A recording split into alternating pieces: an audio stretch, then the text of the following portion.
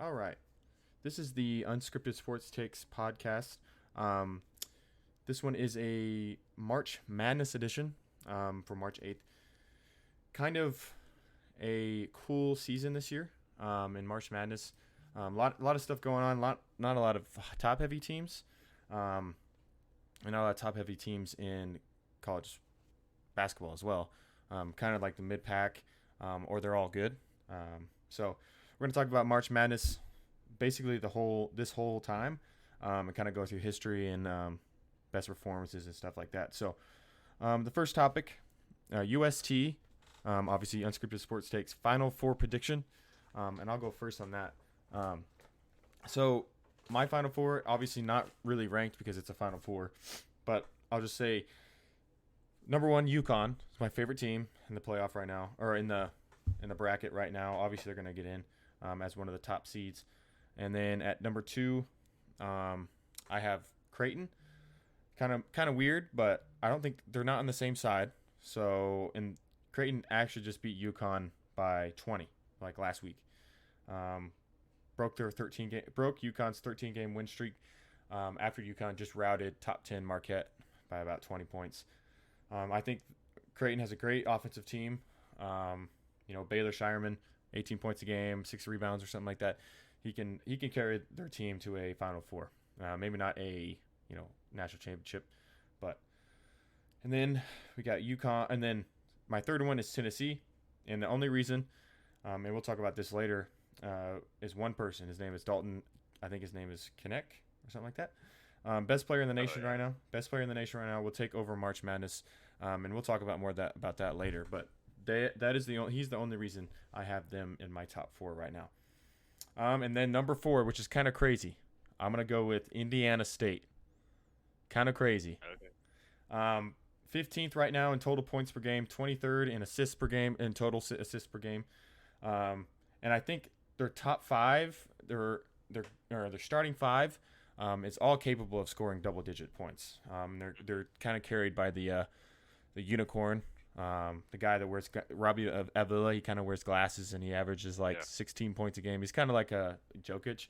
I think that they are a team that is really good. That's kind of flowing under the radar, and they could get hot in March Madness. So what about you, Brett? What's your top Final Four? Um. So my number one right now is probably actually Houston. Okay. I know they're ranked number one, but I know um, that they play really well Yeah. and they play at their own pace, um, which like historically teams who play a little bit slower tend to have an advantage over teams that play faster.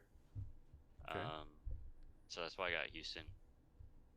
Um, I could see Marquette making a huge run. They've Okay. got Golick. Is that his name? I think so. Yeah. He's got the barbecue chicken. Um, and then third, I feel like it's hard. Like I want to see Arizona. Yeah. Um, they've played pretty well, but I don't know if I really trust them that much. Yeah. That's kind of what I was thinking too. And then fourth, I'd probably go UConn. Okay. Um, I mean, It's I hard want to see to them go back to back. right. It's hard to like pick a bunch of you know top, and we'll talk about this as well. Kind of like the upsets. It's kind of hard to pick a top team in your Final Four, even though they are the best team right now. Um, Yeah, so, like multiple top teams, it's hard to keep going with those because at least one, maybe one's gonna make it, hmm and they should make it, but they always, March Madness is called March Madness, so it's kind of crazy. Now, out of those four, who is your final two and your winner, and then obviously the final score, just like a bracket challenge. Who's your final two, winner, and final score? I think final two probably UConn, Houston, Okay. and then oh, I'd have Houston winning, like 72 to 68. Okay. I think that's a realistic score. Yeah, that makes sense. That's pretty good. For me, I have UConn and Tennessee versus Tennessee, and then obviously I have, just like you, I have UConn 86-80, and I'm kind of writing these down, writing yours down too, just for reference in case something crazy happens and we actually get it right. I thought that might be kind of funny. So now this question: will this year be full of upsets? Actually, when I looked it up, last year was actually, when you kind of think about last year, you think about like FAU going all the way to the Final Four. But actually, it was one of the lowest years in recent memory of upsets and total upsets. Obviously, the year before that, it was like 15 or something crazy. This year it was 8. Last year it was 8. Do you think this year will be full of a lot of upsets since there's not, a lot of, I don't know, consistency? Honestly, I could see it happening. I feel like there's a lot of like mid-major Right. or lower level schools that have really solid teams that could make deeper runs than we've seen. Yep. Yeah, that's kind of what I was thinking. I mean, last year it was like all these lower level mid major teams had better teams than these big, these teams that get top recruits.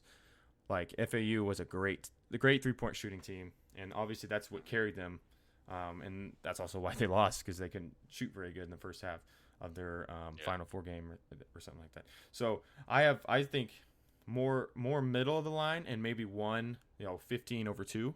That's kind of insane, but obviously I picked Indiana State to make the Final Four, so I got they're projected an 11 seed right now.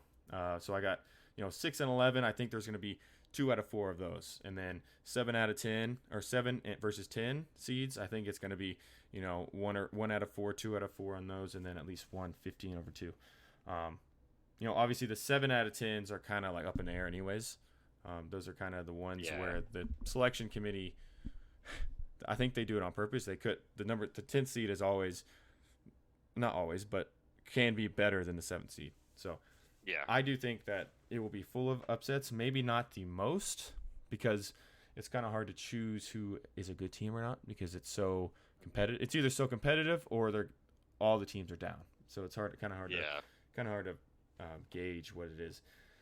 And next question: your pick for best performer this year, someone that's going to take over March Madness, someone that's going to, maybe not make the NBA or whatever, but take their team and just elevate them.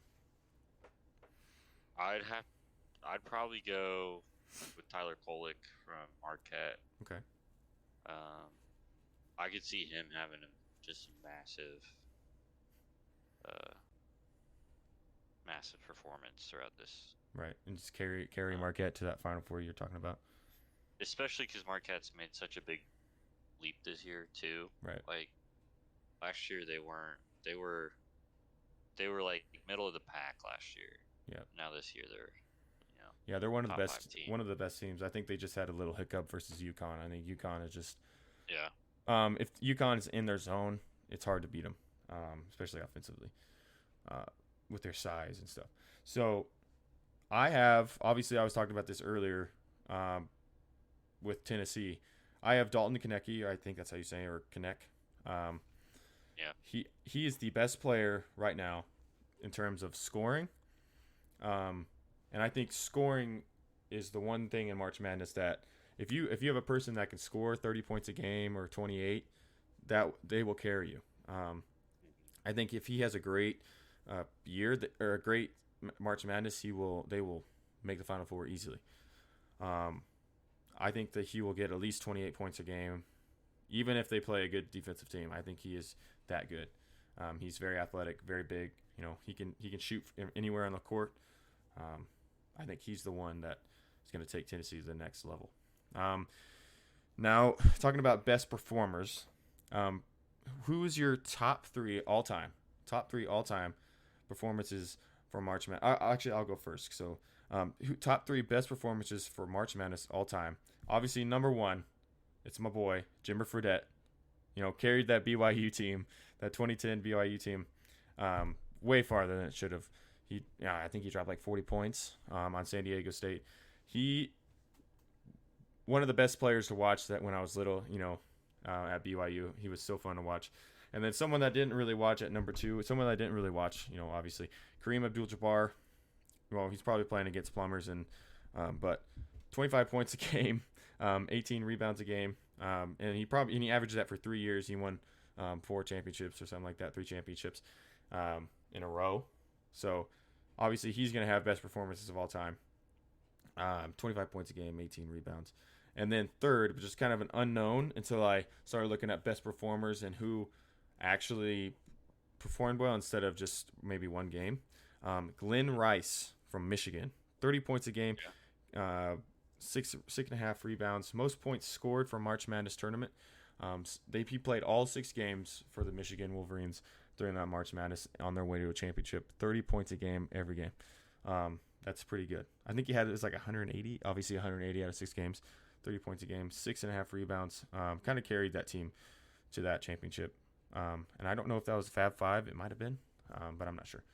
I think it might have been later than that. But that's my 3. What are your top 3 best performances of March Madness ever? One, I think I'd have to go Jimmer for that. Right. And then 2, I would probably go. I think Dwayne Wade. He had a pretty good run in 2003. And then for my 3rd spot, I think I'd probably go Kimba. Cardiac Kimba. Cardiac Kimba. That's right. I kind of forgot back. about him. Kind of forgot about that run. That was a great run, dude. I mean, that UConn team was not like this UConn team, for sure. No. They had Shabazz Napier. They had Kimba Walker. I mean, he carried. Kimba carried that team against Pittsburgh, and